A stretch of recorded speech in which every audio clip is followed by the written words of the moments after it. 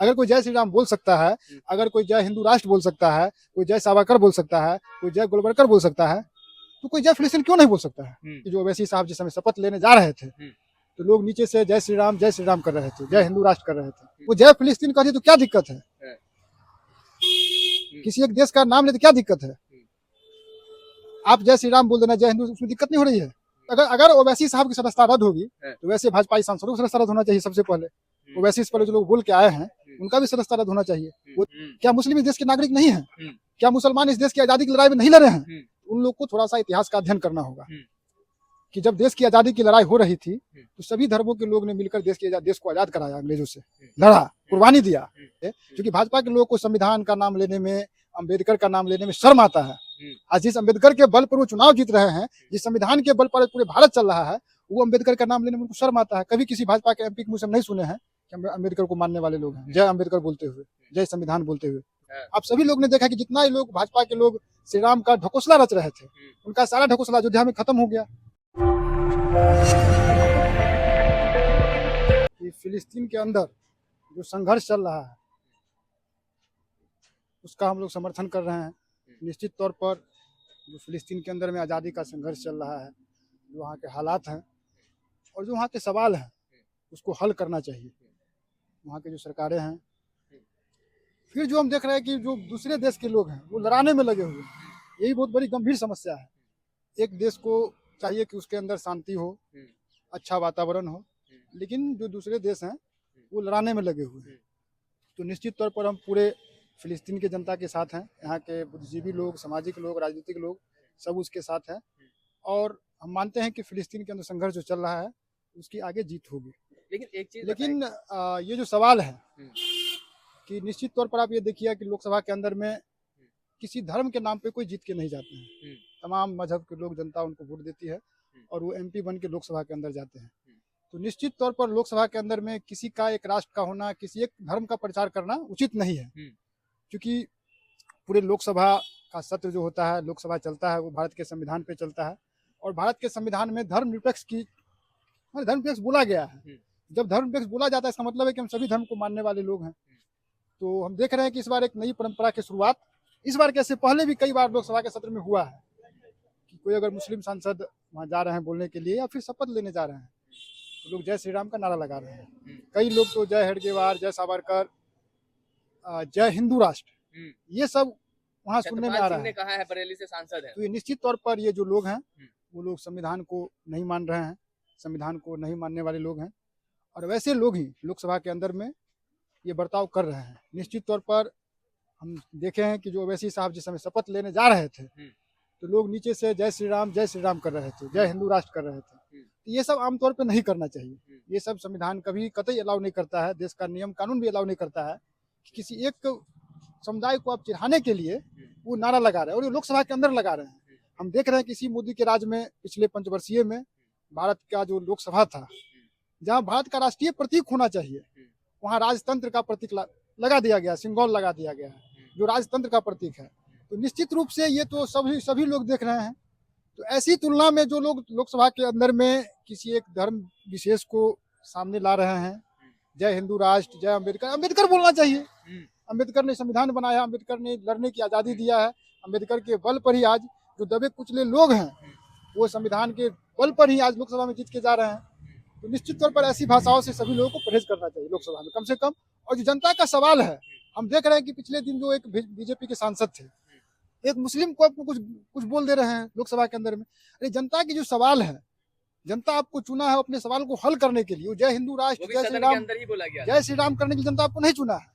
आप सभी लोग ने देखा कि जितना ही लोग भाजपा के लोग श्री राम का ढकोसला रच रहे थे, उनका सारा ढकोसला अयोध्या में खत्म हो गया। उनके उम्मीदवार हार गए, विपक्षी उम्मीदवार जीत गए। और सबसे बड़ी बात अभी हम देख रहे हैं, पूरा टीवी पर चल रहा है, पूरा सोशल मीडिया पे चल रहा है कि जिस तरह से भाजपा वालों ने राम मंदिर का नाम उछाला, वहाँ के जगहों का नाम उछाला। आज एक बार पानी पड़ा, कहीं रोड धंस जा रहा है, कहीं अयोध्या स्टेशन का दीवार गिर जा रहा है, तो देखिए कि राम मंदिर में पानी टपक रहा है। ये साफ तौर पर जाहिर हो रहा है कि भाजपा ने भगवान के नाम पर भी जो है एक बड़ी भ्रष्टाचार को सामने लाया है। उस भ्रष्टाचार के जद में भाजपा के कई विधायक, कई एमपी, कई लोग हो सकते हैं। तो निश्चित तौर पर ये सब जो हो रहा है, ये सब की जांच होनी चाहिए। क्योंकि जनता का पैसा लगा हुआ है। लेकिन एक चीज बताइए, चूंकि असदुद्दीन ओवैसी सदन के अंदर जय भीम भी कहते हैं, जय तेलंगाना भी कहते हैं, जय मीम भी कहते हैं, उसके बाद जय फिलिस्तीन भी कहते हैं, तो इस बात पर इतना विवाद क्यों है?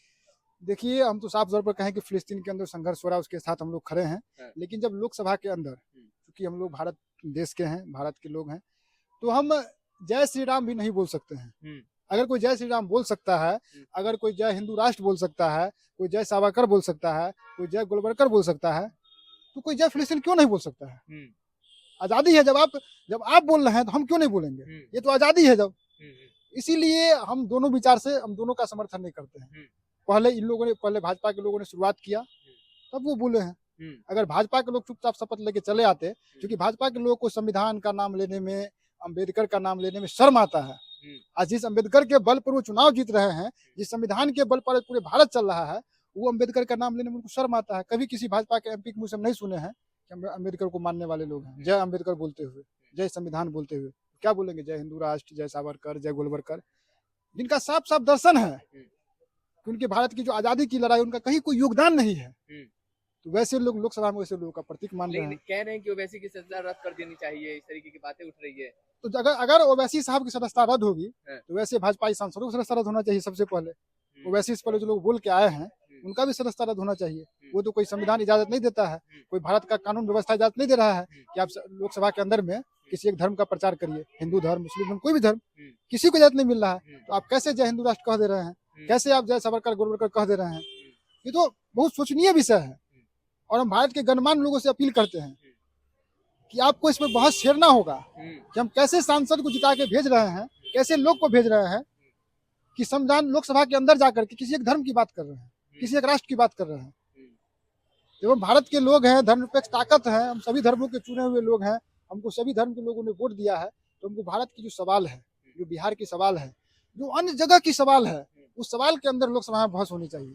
लेकिन लोकसभा में बहस क्या हो रहा है? हिंदू मुस्लिम, यही बहस पूरे लोकसभा में हो रहा है। रद्द करने की जो बात कही जा रही है, उसको आप क्या कहेंगे? नहीं, वो बिल्कुल गलत है। अगर जो लोग इस तरह की बात बोल रहे हैं, उनको पहले अपने अंदर देखना चाहिए कि हम क्या बोल रहे हैं, हम क्या बोल रहे हैं। ठीक है, वो गलत बोल रहे हैं, तो हम क्यों गलत बोलेंगे? हम बोलते जय संविधान, जय अम्बेडकर, जय भारत, ये बोलने में कहीं कोई दिक्कत है? लोकसभा में कहीं कोई दिक्कत नहीं है। तो फिर आप जय हिंदू राष्ट्र, जय श्री राम, जय सावरकर, जय गोलवलकर, ये सब बोलने क्या जरूरी है?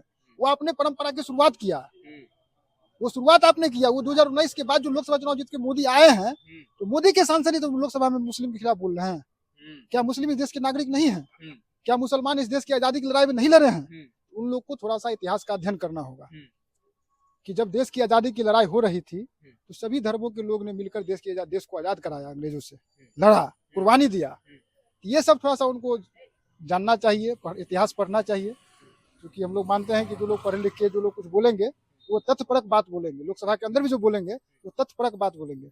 लेकिन लोकसभा के अंदर जो ऐसी ताकतें जा रही है, उनको तथ्य से क्या मतलब, इतिहास से क्या मतलब, उनको हिंदू राष्ट्र से मतलब। इससे पहले भी जब ओम बिरला स्पीकर ही थे, इससे पहले भी विदुरी ने कई शब्द कहे थे वरदानी सली को। निश्चित वही हम बता रहे थे। इन लोग का जो परंपरा रहा है, परंपरा की शुरुआत इन्हीं लोग ने किया।